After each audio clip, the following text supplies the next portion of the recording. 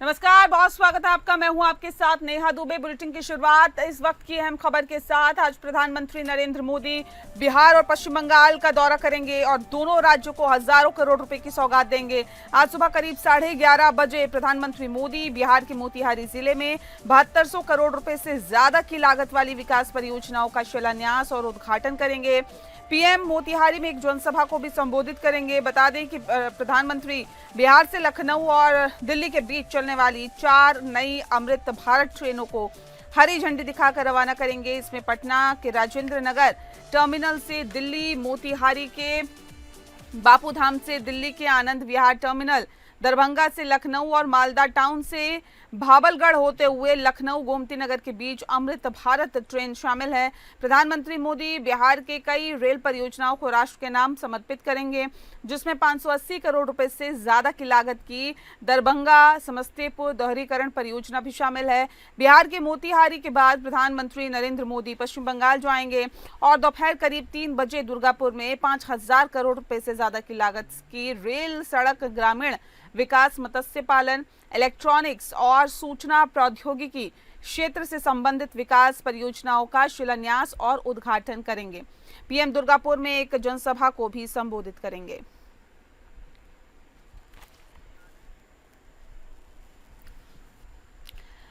मोहम्मद दानिश ज्यादा जानकारी के साथ हमारे संवाददाता सीधे फोन लाइन पे जुड़ गए हैं। दानिश, जानना चाहेंगे आपसे कि फिलहाल प्रधानमंत्री क्योंकि बिहार के दौरे पर आ रहे हैं और ऐसे में क्या कार्यक्रम है, कितने बजे का कार्यक्रम है, क्या कुछ होगा आज के शेड्यूल में?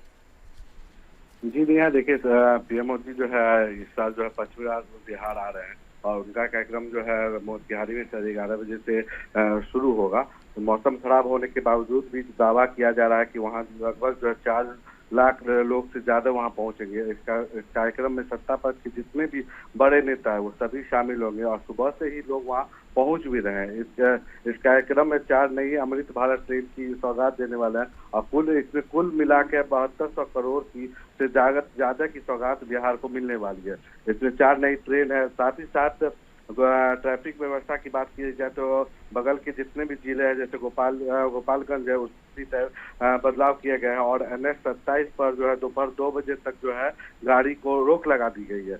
जो जानकारी मिली है, जो सीएम नीतीश के साथ जो है उप मंत्री जो है वो कार्यक्रम स्थल के लिए पहुंच चुके हैं, निकल चुके हैं और वो कुछ ही देर में वहाँ पहुंचने वाले भी है।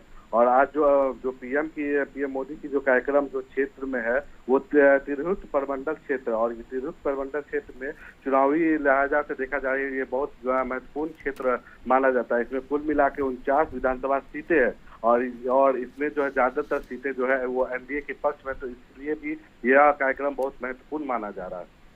जी, बहुत शुक्रिया आपका दानिश, इस खबर पर अपडेट देने के लिए। आप बने रहिए हमारे साथ, आगे भी आपसे जानकारी लेंगे।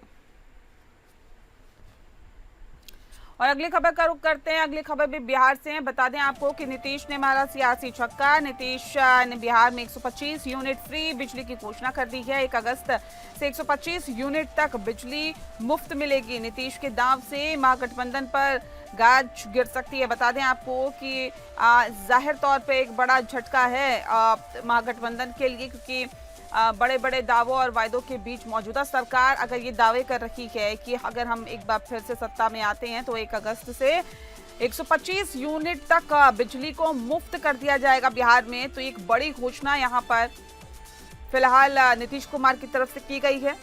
बता दें कि 125 यूनिट फ्री बिजली का तेजस्वी को एक बड़ा झटका लग सकता है। बिहार में साल के अंत में होने वाले विधानसभा चुनाव से पहले मुख्यमंत्री नीतीश कुमार जनता को लुभाने में कोई भी कोर कसर नहीं छोड़ना चाहते हैं। इसी क्रम में उन्होंने मुफ्त बिजली को लेकर भी एक बड़ा ऐलान कर दिया है। नीतीश कुमार ने बिहार में बिजली उपभोक्ताओं को बड़ी सौगात दी है। अब 125 यूनिट बिजली पर कोई शुल्क नहीं लगेगा। बिहार में 1 अगस्त से 125 यूनिट तक बिजली मुफ्त मिलेगी। सीएम नीतीश कुमार ने एक्स पर लिखा है कि हम लोग शुरू से ही सस्ती दरों पर सभी को बिजली उपलब्ध करा रहे हैं। अब हमने तय कर दिया है कि 1 अगस्त 2025 से, यानी जुलाई महीने से जो बिल है, जुलाई महीने के जो बिल है, राज्य के सभी घरेलू उपभोक्ताओं को 125 यूनिट तक बिजली का कोई पैसा नहीं देना पड़ेगा। इससे राज्य के कुल 1,67,00,000 परिवारों को फायदा होगा। नीतीश कुमार आगे और भी कई लोक लुभावनी घोषणाएं कर सकते हैं। बता दें आपको कि महिलाओं को साथ ही माई बहन मान योजना के तहत महागठबंधन ने 2500 रुपए देने की घोषणा की। माना यह भी जा रहा है कि नीतीश भी इससे मिलती जुलती कोई घोषणा जल्द करेंगे। मोहम्मद दानिश ज्यादा जानकारी के साथ सीधे हमारे साथ फोन लाइन पे जुड़े हुए हैं। दानिश, ये एक बड़ी घोषणा करके नीतीश कुमार ने विपक्ष को चारों खाने चित कर दिया। जी नहीं, देखिए बिहार चुनाव से पहले ये नीतीश कुमार की सरकार की जो है बिहार वासियों को जो है बड़ी सौगात दी गई है और कुछ दिन पहले से ही ये बात सामने आ रही थी। पहले तो 100 यूनिट की बात आई, उसके बाद जो है सबको लग रहा था कि कुछ ना कुछ बड़ा होने वाला है। तो इसी में नीतीश कुमार ने जो है खुद अपने अधिकारी सोशल साइट एक्ट पर जो है पोस्ट करके जानकारी दी कि जो बिहार वासियों को जो है 125 यूनिट जो है बिजली जो है घरेलू उपभोक्ताओं को दी जा रही है फ्री में। इससे जो है घरेलू उपभोक्ताओं जो है उनको बड़ी सौगात भी माना जा रहा है और कहीं ना कहीं जो मिडिल क्लास फैमिली है उनके लिए ये बड़ी राहत की बात है। साथ ही इसमें सोलर एनर्जी का भी रखा गया है। इससे जो है आत्मनिर्भर बनने का प्रयास किया जाएगा। जो बिजली है वो खुद ये करेंगे। मुख्यमंत्री नीतीश कुमार का ये मास्टर स्ट्रोक माना जा रहा है कि बिजली का जो है समस्या जो है बिहार में जो ज्यादातर लोगों को जो है विपक्ष द्वारा भी जो है उठाया जा रहा था कि 200 यूनिट फ्री रखा जाएगा, तो उसमें 125 यूनिट का जो दिया गया है। इससे कहीं ना कहीं बिहार वासियों को खुशी की लहर। साथ ही आज कैबिनेट की भी बैठक है, तो शाम 5 बजे जो कैबिनेट की बैठक रखी गई तो उसमें भी कुछ बड़े घोषणे हो सकते हैं। इससे भी बिहार वासियों को कहीं ना कहीं लाभ और मिलेगी। शुक्रिया आपका दानिश, तमाम जानकारी हम तक पहुंचाने के लिए।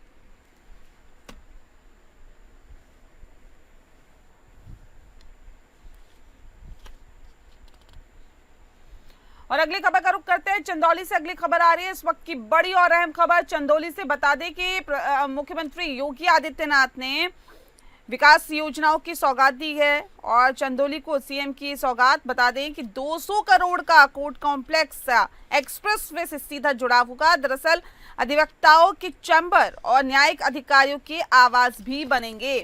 सीएम योगी ने ये सौगात दी है।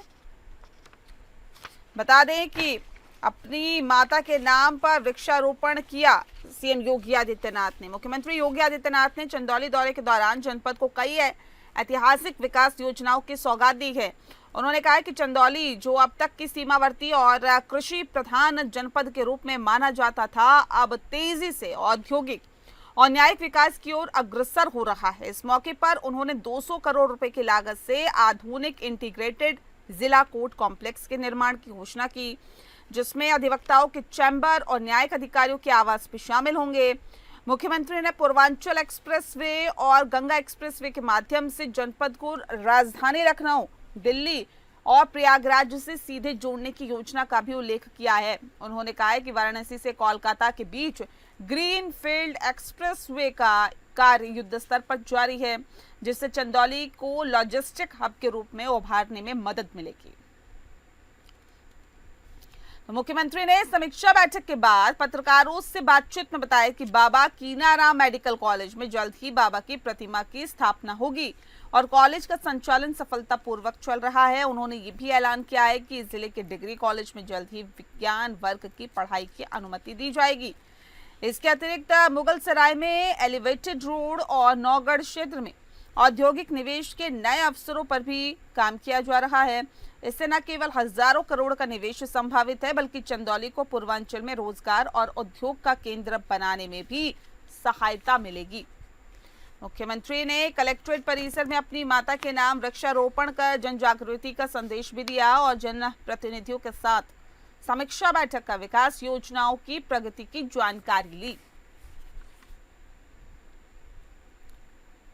जनपद चंदौली उत्तर प्रदेश का एक कृषि प्रधान जनपद है और सीमावर्ती जनपद भी है। जनपद के विकास के लिए डबल इंजन की सरकार ने ढेर सारे कार्यक्रम पहले से ही आगे बढ़ाए हैं। जिसमें आदरणीय प्रधानमंत्री जी के विजन के अनुरूप वाराणसी का रिंग रोड चंदौली होते हुए एक विकास की धुरी बन रही है। बाबा कीनाराम जी की स्मृति में बना हुआ यहाँ का मेडिकल कॉलेज गत वर्ष संचालित हो चुका है और सफलतापूर्वक वह कार्य कर रहा है। जनपद के विकास के लिए माननीय जनप्रतिनिधियों ने जितने भी हमें प्रस्ताव देते हैं हमें तेजी के साथ आगे हम लोगों ने बढ़ाया है। जी हाँ, तो आपको बता दें कि मुख्यमंत्री योगी आदित्यनाथ कई विकास परियोजनाओं की सौगात दे रहे हैं। और अब रुक कर लेते हैं छत्तीसगढ़ की खबर का। भूपेश बघेल के घर पर ईडी की रेड। बता दें आपको कि जिस तरह से छत्तीसगढ़ के पूर्व सीएम भूपेश बघेल के घर पर ईडी की रेड है। शराब घोटाला और महादेव ऐप के मामले में छापेमारी सुबह करीब 6 बजे से जारी है। 6 बजे बघेल के घर ईडी के अधिकारी पहुंचे। भूपेश बघेल की भिलाई स्थित आवास में ईडी की टीम 3 गाड़ियों में पहुंची। आज अडानी के खिलाफ विधानसभा में मुद्दा उठाना था और भूपेश बघेल अडानी के खिलाफ मुद्दा उठाने से रोकने के लिए ईडी की छापेमारी है। छत्तीसगढ़ के पूर्व मुख्यमंत्री भूपेश बघेल की भिलाई स्थित घर पर प्रवर्तन निदेशालय यानी ईडी ने आज सुबह छापेमारी की। सुबह करीब 6 बजे से ईडी की छापेमारी चल रही है। शुरुआती जानकारी के मुताबिक ये कार्रवाई राज्य में चर्चित शराब घोटाले और महादेव सट्टा एप्लीकेशन से संबंधित बताई जा रही है। सूत्रों के मुताबिक भूपेश बघेल की भिलाई 3 स्थित आवास में ईडी की टीम 3 गाड़ियों में पहुंची। शुक्रवार सुबह करीब 6 बजे बघेल के घर ईडी के अधिकारी पहुंचे। केंद्रीय जांच एजेंसी के साथ बड़ी संख्या में सीआरपीएफ के जवान भी मौजूद हैं। भूपेश बघेल ने आरोप लगाया कि उन्हें आज विधानसभा में अडानी के लिए कथित तौर पर तमनार में काटे जा रहे पेड़ों का मुद्दा उठाना था, इसीलिए ईडी उनके घर आई। ईडी रेड की जानकारी खुद भूपेश बघेल ने सोशल मीडिया प्लेटफॉर्म एक्स पर एक पोस्ट के जरिए दी। उन्होंने एक्स पर लिखा है कि ईडी आ गई है, आज विधानसभा सत्र का अंतिम दिन है। अडानी के लिए तमनार में काटे जा रहे पेड़ों का मुद्दा आज उठना था और ऐसे में भिलाई निवास में साहब ने ईडी भेज दी है। ईडी की टीम भी अब बघेल के भिलाई स्थित आवास पर छापेमारी की कार्रवाई कर रही है। शराब घोटाला और महादेव सट्टा ऐप मामलों के लिए ये जांच की जा रही है।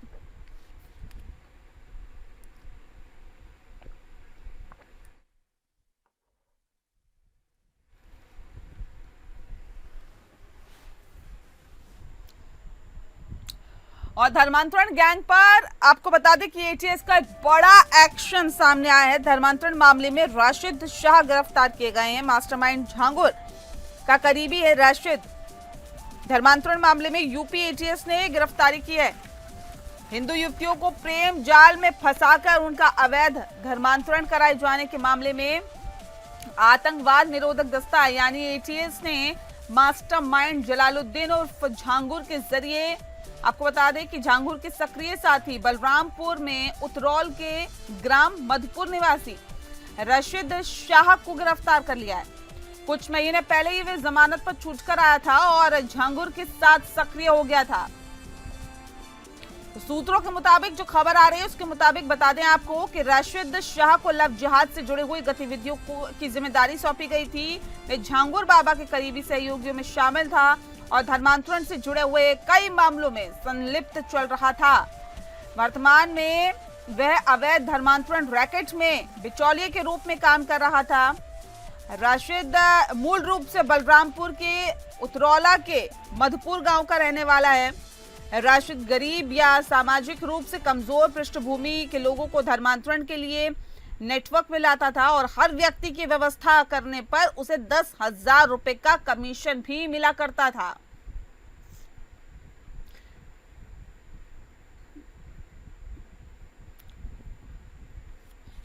योगेंद्र त्रिपाठी ज्यादा जानकारी के साथ बलरामपुर से हमारे संवाददाता सीधे हमारे साथ फोन लाइन पे जुड़ गए। योगेंद्र, धर्मांतरण गैंग पर एटीएस का बड़ा एक्शन हुआ है, क्या जानकारी है आपके पास? देखिए, बुधवार रात को जो है राशिद को गिरफ्तार किया गया। राशिद शाह पुत्र लिल्लाही मधुपुर का ये रहने वाला है। बाबा झांगुर का जो गांव था उसी गांव का ये रहने वाला, जहां पर उसने नीतू उर्फ नसरीन के नाम से नया घर बनवाया था, उसी गांव का ये रहने वाला है। और ये बताया जाता है बाबा के छांगुर के साथ जो हैंडलर का काम करता था। छांगुर उर्फ जलालुद्दीन के लिए तमाम तरह के काम करता था, जैसे धर्मांतरण के लिए लोगों को लेकर आना, उन्हें बहला फुसलाकर तमाम चीजों में फंसाकर उन्हें छांगुर तक लेके आना, छांगुर के गैंग तक जो मुखिया था उस तक लेकर आना। और इन तमाम चीजों के जरिए वो जो है छांगुर से मोटी रकम लेता था और इस रकम के बदले जो है वो अपनी घर गृहस्थी चलाता था। बताया जाता है कि बेहद गरीब पृष्ठभूमि से राशिद आता था और राशिद जो है बैंड जो होता है उसमें जो है एक इंस्ट्रूमेंट बजाने का काम करता था। तो इसलिए जो है वो शायद बाबा से जुड़ा, क्योंकि वो अपनी गरीबी, अपनी गुर्बत से बाहर निकल सके और अपने पारिवारिक पृष्ठभूमि को थोड़ा सा ऊंचा उठा सके। क्योंकि बाबा ने अरब देशों से और तमाम अन्य देशों से, मिडिल ईस्ट कंट्रीज से धर्मांतरण के बलबूते तमाम पैसा मंगवाया था, तमाम चीजें इस तरह से की थी।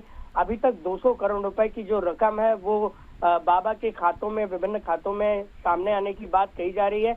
और छांगुर जिस तरह से इन तमाम चीजों को कर रहा था, जो मास्टरमाइंड छांगुर था वो जो है जिस तरह से कर रहा था, उसी के जरिए, उसी नेटवर्क का एक हिस्सा जो है छांगुर का जो ये गुर्गा राशिद था उसे बताया जा रहा है। राशिद के विषय में अगर अधिक जानकारी दी जाए तो कहा जाता है कि इसे जो है मदपुर गांव से ही एटीएस की टीम ने गिरफ्तार किया है और एटीएस लगातार इस तरह के लोगों को जो है गिरफ्तार करने की कोशिश में है, जो छांगुर और जलालुद्दीन के लिए हैंडलर का काम करते थे या उनके लिए काम करते थे।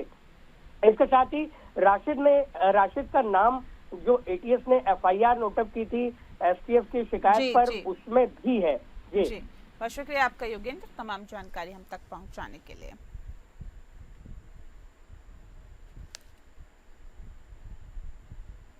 और चलिए इस बीच एक और बड़ी खबर का रुख कर रहे हैं। इस वक्त की बड़ी और अहम खबर जस्टिस यशवंत वर्मा कैश कांड से जुड़ी हुई। दरअसल जस्टिस यशवंत वर्मा ने सुप्रीम कोर्ट का दरवाजा खटखटाया है। हाई कोर्ट के जज जस्टिस यशवंत वर्मा के घर मिले थे जले हुए नोट। जस्टिस यशवंत वर्मा ने आंतरिक जांच पैनल की जांच रिपोर्ट को चुनौती दी। आंतरिक जांच कमेटी की रिपोर्ट को अमान्य करार देने की मांग की है। महाअभियोग चलाने की सिफारिश को भी रद्द करने की मांग की गई है। बता दें कि हाईकोर्ट के जज जस्टिस वर्मा के सरकारी आवास पर जले हुए नोट मिलने के मामले में जस्टिस यशवंत वर्मा ने सुप्रीम कोर्ट का दरवाजा खटखटाया है। सूत्रों के मुताबिक जो जानकारी है, जस्टिस यशवंत वर्मा में कैश कांड के बाद सीजीआई के द्वारा गठित आंतरिक जांच पैनल की जांच रिपोर्ट को चुनौती देते हुए आंतरिक जांच कमेटी की रिपोर्ट को अमान्य करार देने की मांग की है। इसके अलावा जस्टिस वर्मा ने तत्कालीन सीजीआई जस्टिस संजीव खन्ना द्वारा प्रधानमंत्री और राष्ट्रपति को 8 मई को जस्टिस वर्मा पर महाभियोग चलाने की सिफारिश को भी रद्द करने की मांग की है।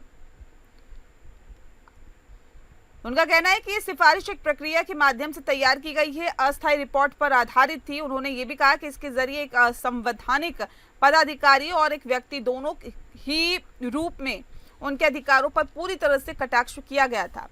सूत्रों के मुताबिक सुप्रीम कोर्ट में दाखिल की गई याचिका में जस्टिस वर्मा ने आंतरिक जांच पैनल पर उन्हें पूर्ण और निष्पक्ष सुनवाई का जो है प्रदान किए बिना प्रतिकूल निष्कर्ष निकालने का आरोप लगाया है।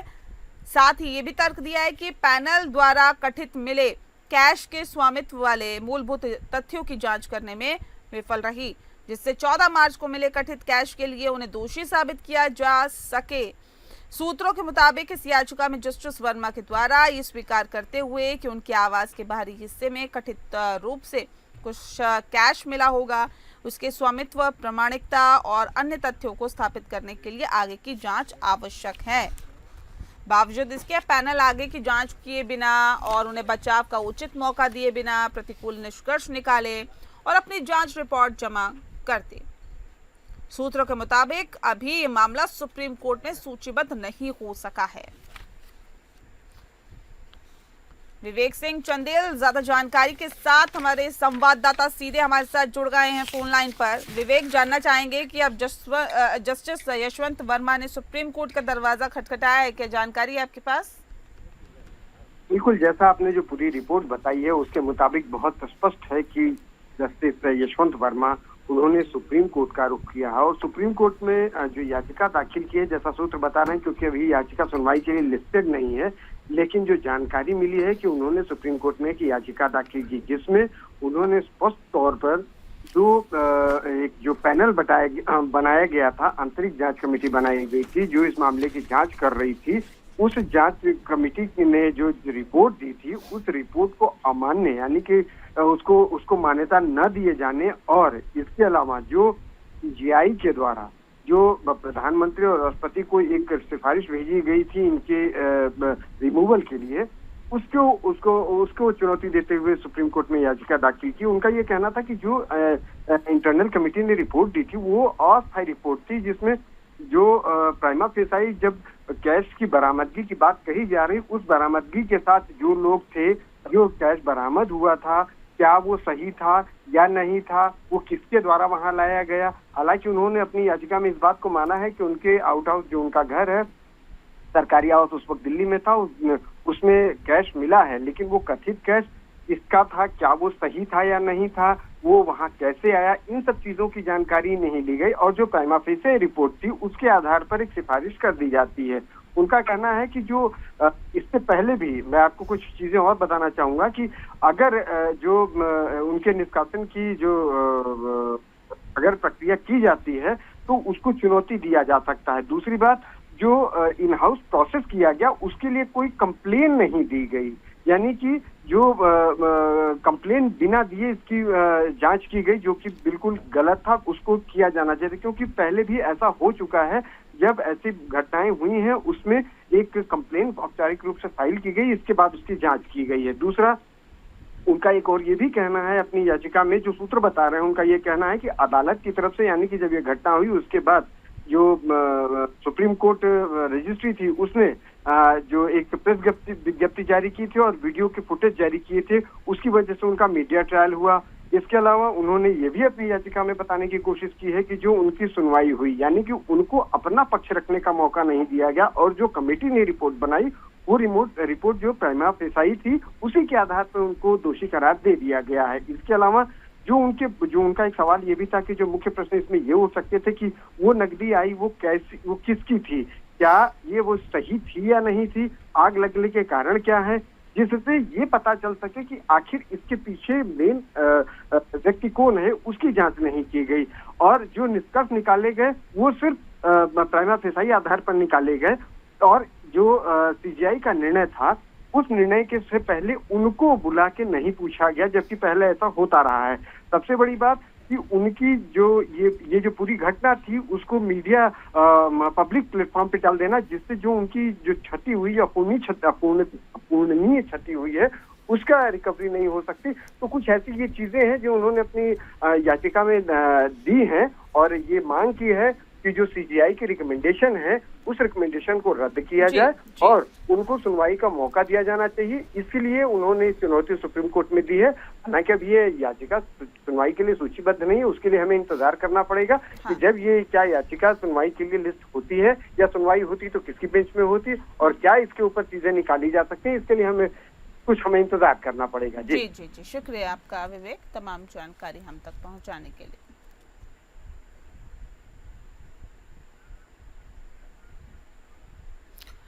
और इस बीच अब रुक करते हैं देहरादून के खबर का। बता दें आपको कि तीर्थ पुरोहितों ने मोर्चा खोल दिया है। यूपी में इटावा में केदारनाथ के नाम से मंदिर बनने का विरोध किया जा रहा है। केदारनाथ के तीर्थ पुरोहितों ने आंदोलन की चेतावनी दी है। अखिलेश यादव के संरक्षण में मंदिर निर्माण का आरोप भी लगाया गया है। तीर्थ पुरोहित समाज ने अखिलेश यादव के घर पर धरना की चेतावनी दी है। उत्तर प्रदेश के इटावा में केदारनाथ धाम के नाम से मंदिर निर्माण का विरोध शुरू हो गया है। केदारनाथ धाम के तीर्थ पुरोहितों ने इसके खिलाफ मोर्चा खोल दिया है। उन्होंने चेतावनी दी है कि निर्माण बंद नहीं किया गया तो यूपी के पूर्व सीएम अखिलेश यादव के घर पर धरना दिया जाएगा। बीते वर्ष दिल्ली में केदार धाम के नाम से मंदिर निर्माण शिलान्यास करने का तीर्थ पुरोहितों ने विरोध किया था। इसके बाद मंदिर का निर्माण कर रहे ट्रस्ट से फैसला वापस लिया गया। अब उत्तर प्रदेश के इटावा में केदारनाथ के नाम से केदारेश्वर मंदिर निर्माण का तीर्थ पुरोहितों ने विरोध करना शुरू कर दिया है।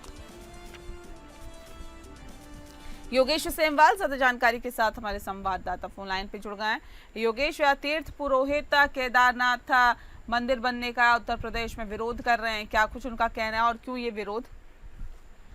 बिल्कुल, अगर बात करें हम इस विरोध की तो ये विरोध अभी नहीं है। जैसे ही ये बात आज से 3 से 4 महीने पहले सामने आई थी कि इटावा में एक मंदिर बन रहा है और मंदिर बिल्कुल जिसका स्वरूप बिल्कुल केदारनाथ धाम की तरह रखा गया है, और ये इस मंदिर को जो पूर्व मुख्यमंत्री हैं उत्तराखंड, माफ कीजिए उत्तर प्रदेश के अखिलेश यादव, उनके द्वारा इस मंदिर को बनवाया जा रहा था। उसके बाद ही विरोध शुरू हो गया था, क्योंकि जिस तरह से उत्तराखंड के लोगों की भावनाओं को बोल रहा है कि आहत किया जा रहा है। पहले भी इस तरह का मामला दिल्ली में भी उठा था कि दिल्ली में एक मंदिर को बनाया जा रहा था, वो मंदिर भी बिल्कुल केदारनाथ और बद्रीनाथ के स्वरूप से था, तो लोगों ने काफी विरोध किया। इसके साथ ही तीर्थ पुरोहितों ने भी विरोध किया। उनका कहना है कि ऐसे कैसे हो सकता है, क्योंकि खासतौर पर अगर हम केदारनाथ धाम की बात करें तो ये तो एक ज्योतिर्लिंग है, और ज्योतिर्लिंग का किस तरह से आप बिल्कुल स्वरूप कॉपी कर सकते हैं, तो इसको लेकर अब फिर से विरोध जो है वो शुरू हो चुका है। जो एक नई वीडियो सामने आई जिसमें उस वीडियो के साथ ही विरोध सामने आने लगा कि अब तीर्थ पुरोहितों ने कह दिया है कि ये बिल्कुल नहीं बर्दाश्त किया जाएगा कि आप बिल्कुल उसी स्वरूप का, और तो और बिल्कुल जो वहाँ पे शिवलिंग है वो भी बिल्कुल केदारनाथ धाम के स्वरूप का है, तो ये कैसे बर्दाश्त किया जाएगा। और अगर ये बात सरकार नहीं आपका सुनती है। योगेश, तमाम जानकारी हम तक पहुँचाने के लिए। और इस बीच एक खबर आ रही है हरिद्वार से, जहां पर कांवड़ियों का स्वागत किया गया। बता दें आपको, ये स्वागत दरअसल किसी और के जरिए नहीं बल्कि उत्तराखंड के मुख्यमंत्री पुष्कर सिंह धामी ने कांवड़ियों का स्वागत किया है। सीएम धामी ने कांवड़ियों के पैर धोकर उनका सम्मान किया। शिव भक्त कांवड़िए हमारी आस्था श्रद्धा के प्रतीक है, ये कहा है सीएम धामी ने। तो कांवड़ियों के बीच हरिद्वार पहुंचे मुख्यमंत्री पुष्कर सिंह धामी ने कांवड़ियों का स्वागत किया। हर साल की तरह मुख्यमंत्री ने कांवड़ियों के पैर धोकर उनका सम्मान किया और कांवड़ियों को उपहार भी भेंट किए। दरअसल हरिद्वार के ओम घाट पर आयोजित कार्यक्रम में मुख्यमंत्री को अपने बीच पाकर कांवड़िए भी गदगद नजर आए।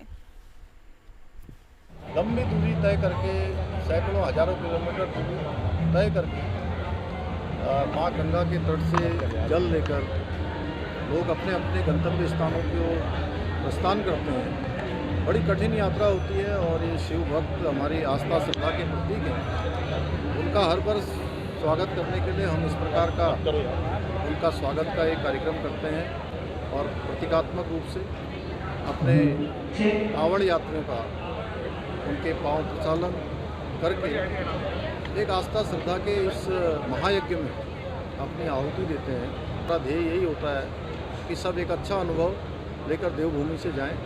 मैं सभी का इस कांवड़ यात्रा में स्वागत करता हूं, सबका अभिनंदन करता हूं। और इसी के साथ फिलहाल इस बुलेटिन में इतना ही। नमस्कार।